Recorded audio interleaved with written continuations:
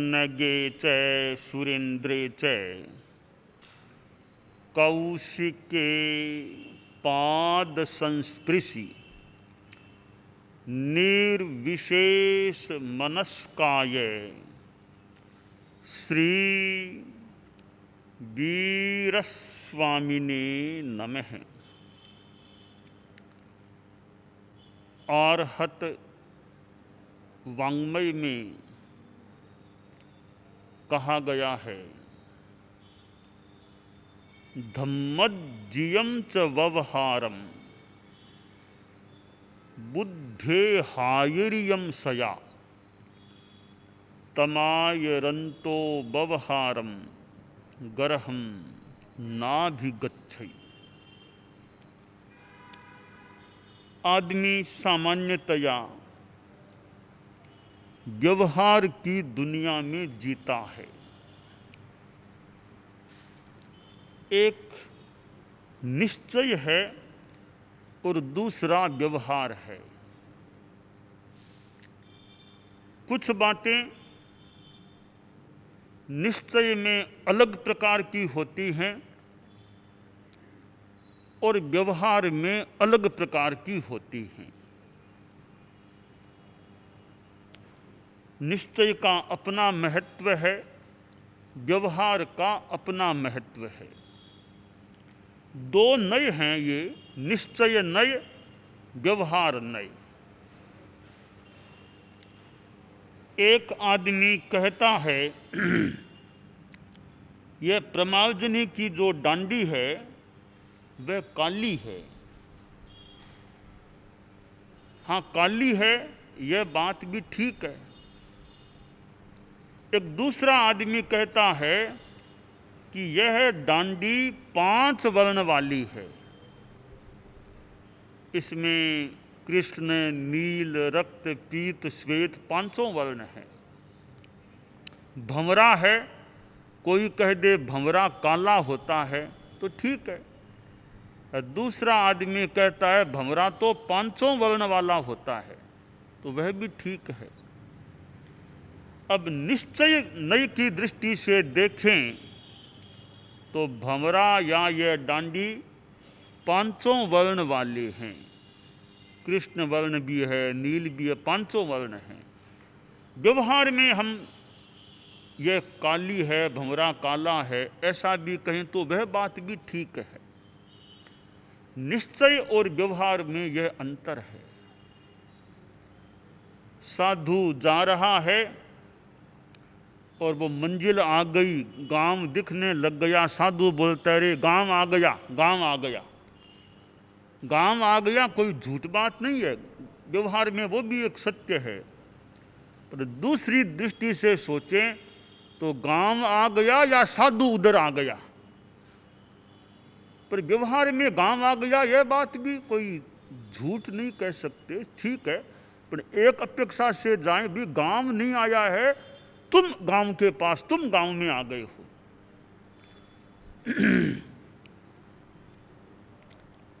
तो यह एक निश्चय नय का जगत है और दूसरा व्यवहार नय का जगत है। आदमी सोचता है रे यह मेरा त्राण देने वाला है, शरण देने वाला है, यह मेरा भाई है, यह मेरा चाचा है, मुझे त्राण देने वाला है, शरण देने वाला है। यह व्यवहार की भाषा है और किसी अपेक्षा से ठीक भी हो सकती है। पर दूसरा एक कोण है, नालम ते तव ताना एवा शरणा एवा तुमम पितेशिम नालम ताना एवा शरणा एवा। वे स्वजन लोग हैं, वे तुम्हें त्राण शरण देने में समर्थ नहीं हैं और तुम भी उनको त्राण व शरण देने में समर्थ नहीं हो। यह मानो निश्चय की एक सच्चाई है। तो व्यवहार नय की बात भी गलत है सर्वथा, यह कहना मुश्किल है। व्यवहार की भूमिका पर वह ठीक है और निश्चय की भूमिका पर वह ठीक है। किस भूमिका पर, किस अपेक्षा से, किस दृष्टिकोण से क्या कहा जा रहा है, इसको समझ लिया जाए तो कई सच्चाइयां स्पष्ट हो सकती हैं। कहने वाले ने किस अपेक्षा से बात कही है, किस परिप्रेक्ष्य में कही है, वह परिप्रेक्ष्य, वह भूमिका, वह कोण समझ में आ जाए तो गलत लगने वाली बात भी सही लगने लग सकती है। तो ये चिंतन के, देखने के, समझने के कई कोण होते हैं। एक गिलास है, आधा भरा हुआ है पानी से। अब एक आदमी बोलता है, रे आधा गिलास खाली है, आधा गिलास खाली है, आधा खाली है। बात तो वह भी ठीक ही है। दूसरा कहता है भी आधा गिलास भरा हुआ है, आधा गिलास तो भरा हुआ है। तो भरा हुआ है, एक आदमी भरे हुए को देख रहा है, दूसरा आदमी खालीपन को देख रहा है। दोनों अलग अलग कोण हैं। एक आदमी सोचता है कि ऐसे जीवन कैसे बीतेगा, इधर भी रात उधर भी रात, दिन तो बीच में एक ही है। गई वो रात, फिर आज रात आएगी, दो रात के बीच में एक दिन है, ऐसे जीवन कैसे निकलेगा। दूसरा सोचता है कि इधर भी दिन उधर भी दिन, बीच में एक ही रात आती है। तीसरा सोचता है भी एक दिन एक रात, एक दिन एक रात, यह क्रम चलता है। तो ये अलग अलग दृष्टि के कोण हो जाते हैं। यथार्थ को जानने के लिए महत्वपूर्ण बात है, आदमी को दुराग्रह में नहीं जाना चाहिए। सच्चाई के आकाश में उड़ान भरने के लिए एक पंख है अनाग्रह, दूसरा पंख है यथार्थ की खोज का प्रयास। खोज का प्रयास एक पंख है और अनाग्रह दूसरा पंख है। ये दो पंख सत्यान्वेषक पंछी के पास होते हैं तो वह सच्चाइयों को प्राप्त करने में, सच्चाइयों का साक्षात्कार करने में सफल हो सकता है। साधु के लिए एक ओर अपनी आत्मा है, दूसरी ओर व्यवहार भी है। जहां केवल अपनी आत्मा की बात है, बस आत्मा आत्मा, एकप मुहे, एकात्म मुख है या एक प्रमुख है, एक आत्मा ही जिसके लिए मुख्य है, ऐसा साधु हो, या एक आत्मा की ओर जिसका मुख है, ऐसा साधु हो। एक अंतर्मुखी आदमी होता है, दूसरा बहिर्मुखी होता है। अंतर्मुखी मुख जिसका भीतर की ओर है, और बहिर्मुखी जिसका मुख बाहर, यानी दृष्टि, वो चिंतन दृष्टिकोण बाहर में ज्यादा रहता है, वो बहिर्मुखी। आत्मा की ओर है, वह अंतर्मुखी। एक ऊंट के लिए एक श्लोक आता है ऊंट के बारे में, वो बहिर्मुखता की बात है। भरे यथा रोहति भूरिरावा, निरस्यमाणे रवणास्तथैव, सदैव सर्वांग बहिर्मुखानां, हिताहितज्ञान परांगमुखत्वम। कवि ने ऊंट पर एक टिप्पणी की है। ये ऊंट बहिर्मुख होता है, एकदम मुंह उसका कितना आगे निकला हुआ बाहर होता है। तो वो बहिर्मुख है तो इसमें विवेक नहीं है। कैसे नहीं है कि देखो ऊंट बैठा है, उस पर भार लादो, लकड़ियां आदि कोई भार लादो, तो ऊंट अड़ाएगा, कहते आवाज अड़ाएगा। भार लादा तो ऊंट अड़ाएगा। ठीक, कभी इतना बोझ पड़ा तो तकलीफ हुई होगी, तो आवाज की तो मान ले कि अड़ाया। अब बाद में कई दूर वो ले जाने के बाद अगली मंजिल आ गई, फिर ऊंट का वो बोझ उतारा तो फिर वह अड़ाना शुरू कर देता है। तो कवि ने कहा कि बोझ डाला तब अड़ाया, यह तो मान ले भी ठीक है, बोझ पड़ा, भार पड़ा, अड़ाया। अब तुमको खाली किया, फ्री किया, तो फिर भी तुम अड़ाते हो। तो कवि ने आगे कह दिया कि सदैव सर्वांग बहिर्मुखानाम, सदा सारे अंगों से जिसका मुख बाहर है, उसमें हिता हित ज्ञान परांग मुखत्वम, हित और अहित के ज्ञान से परांग मुक्ता होती है। वह हित अहित के बात को, इनकी बातों को समझ नहीं पाते, विवेचन नहीं कर पाता है। यह एक कवि की बात है। अब मैं व्यक्तिगत इस बात पर भी टिप्पणी थोड़ी करूं। मैंने तो कवि की बात बताई है, जो बहिर्मुक्त का प्रसंग था उस पर बता दी, पर मैं आसाधना न करते हुए कवि की बात पर टिप्पणी करना चाहता हूं कि भैया देखिए, आपने कहा कि भार डाला तब भी अड़ाता है, भार उतारे तो भी अड़ाता है। दोनों में क्यों अड़ाए? दुख में तो मान लो अड़ाए, भार उतारे तब क्यों अड़ाए? इसमें मैं टिप्पणी यह करना चाहता हूं कि दोनों में उसके अड़ाने के भिन्न भिन्न कारण हैं। भार लादा तब तो मान ले थोड़ा बोझ पड़ा, कष्ट पड़ा, तब अड़ाया, दुख से मानो अड़ाया। जब भार मुक्त हुआ तब खुशी में अड़ाता हुआ, अब मैं मुक्त हो गया हूं। तो अड़ाने के पीछे वो अलग अलग कारण हो तो हमें क्या पता। यह मैंने कवि की बात पर भी टिप्पणी कर दी है, हालांकि विद्वान लोगों पर कोई आसाधना के भाव से नहीं, पर वो एक आदमी की अपनी मनीषा चिंतन होता है तो टिप्पणी की जा सकती है। जैसे कि किसी ने कह दिया कि साधु का मन तो मक्खन के समान कोमल होता है, तो बात तो ठीक है, पर संभवतः इस पर टिप्पणी कर दी गई।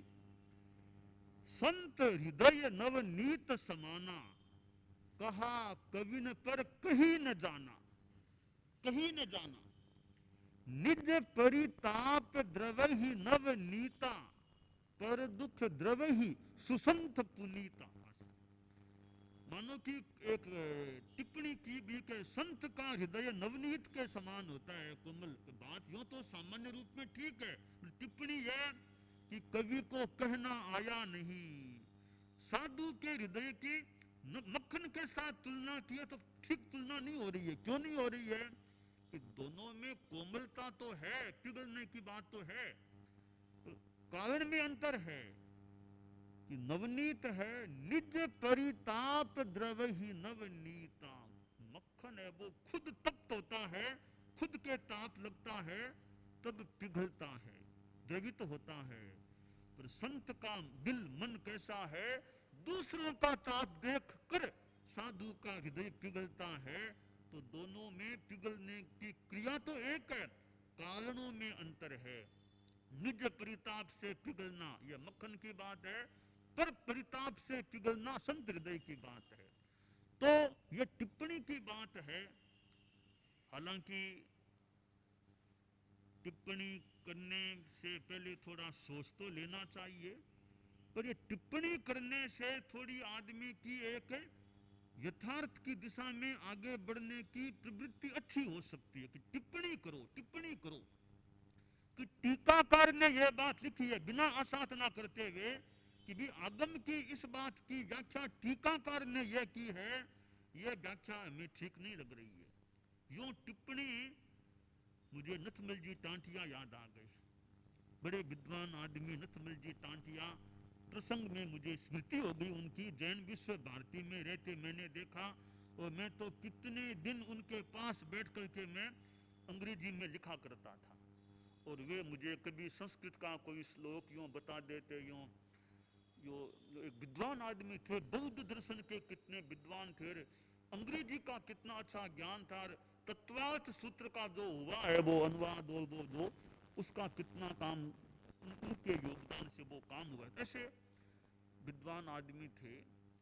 तो योगक्षेम वर्ष का प्रसंग था, तो उनकी भी क्लासेस लगती थी प्रबुद्ध वर्ग में, वे भी भाषण देने आते कभी कभी।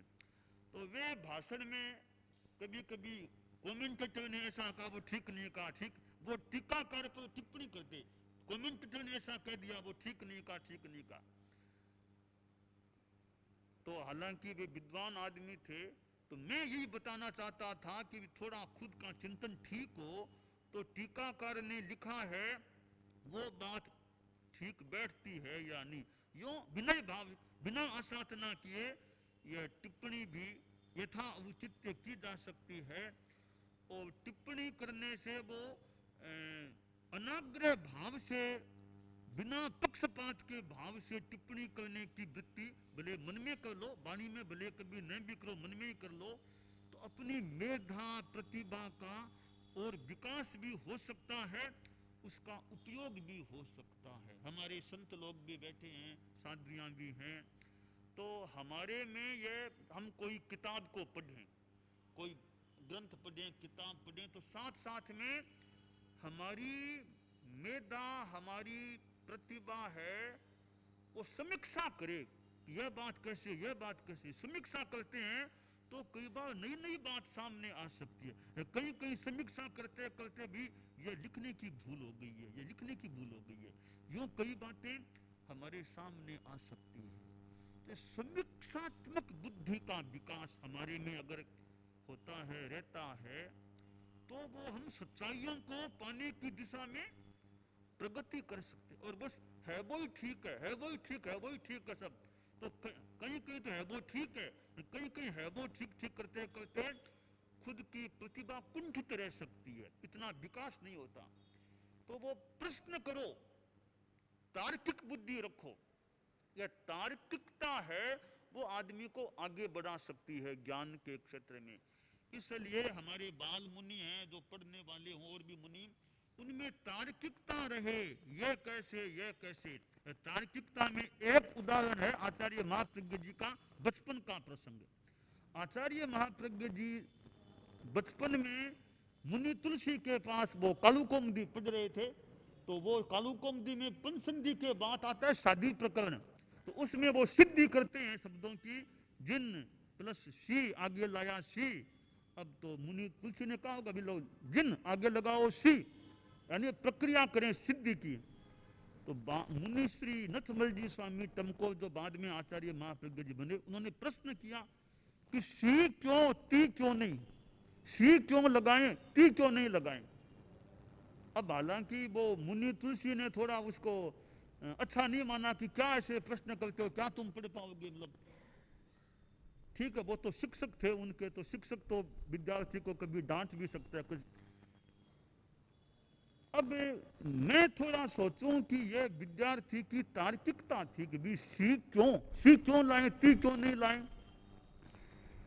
आज मेरे पास ये मुनि अरहम या ये छोटे संत कोई कालुकौमुदी को, यदि मैं समय निकाल उनको पढ़ाऊं कालुकौमुदी, छोटे संतों को, पारसैक, ये नमन आदि आदि संत हैं, कि जिन आगे लाओ सी, इनमें कोई बोल देगा कि सी क्यों, ती क्यों नहीं लाएं, तो मैं शायद यह भी कह सकता हूं वात्सल्य भाव से कि अभी सी से काम चलाओ, जब उत्तरार्ध में जाओगे ना तब ती भी आ सकेगा, उत्तरार्ध में ती आ सकेगा, पूर्वार्ध में सी आता है। तो विद्यार्थी मुनि नथमल जी स्वामी को यह कहा गया कि नहीं पता नहीं, मैं होता मेरे सामने ये छोटे संत हों तो मैं शायद ये भी कह दूं भैया अभी तो सी से काम चलाओ, जिन प्लस सी, उत्तरार्ध में कभी जाओगे तो आगे फिर वो धू प्लस टी भी आ सकेगा। तो शब्दों की सिद्धि में सी, सिक और दस ऐसी धातु क्रिया में फिर तिप्तस अंति के रूप चलते हैं। तो तार्किकता का विकास, तर्क शक्ति का विकास होना चाहिए भी। ऐसा क्यों, ऐसा क्यों, ये क्यों को लगाना, ये क्यों एक ऐसा शब्द है, वो तार्किकता का मानो प्रतीक है। क्यों, ऐसा क्यों करें, ऐसा क्यों हुआ, ऐसा क्यों कहा जा रहा है, ये क्यों। हाँ, उद्दंडता नहीं आनी चाहिए, आसाधना नहीं, पर एक नम्र भाव से समझने के लिए कि क्यों, भाई ये क्यों आना चाहिए, क्यों, क्या, कैसे, क्यों, क्या, कैसे, ये तीन प्रश्न मन में करते रहें तो वैज्ञानिकता कह दें चाहे एक बात को अच्छी तरह समझने में सहायता मिल सकती है। यह आध्यात्मिक वैज्ञानिक व्यक्तित्व की बात है।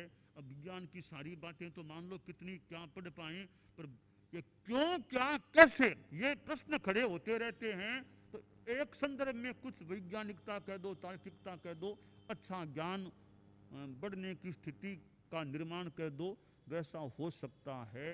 तो हमारे संतों में, हमारे विद्यार्थी संत हैं, साधियाँ विद्यार्थी है, बड़े जो भी हम सभी हैं, ये तार्किकता की बुद्धि, समीक्षात्मक बुद्धि और ये टिप्पणी, कहीं कहीं विनय भाव के साथ टिप्पणी करने की वृत्ति हमारे में रहती है, तो ज्ञान का अच्छा विकास हो सकता है।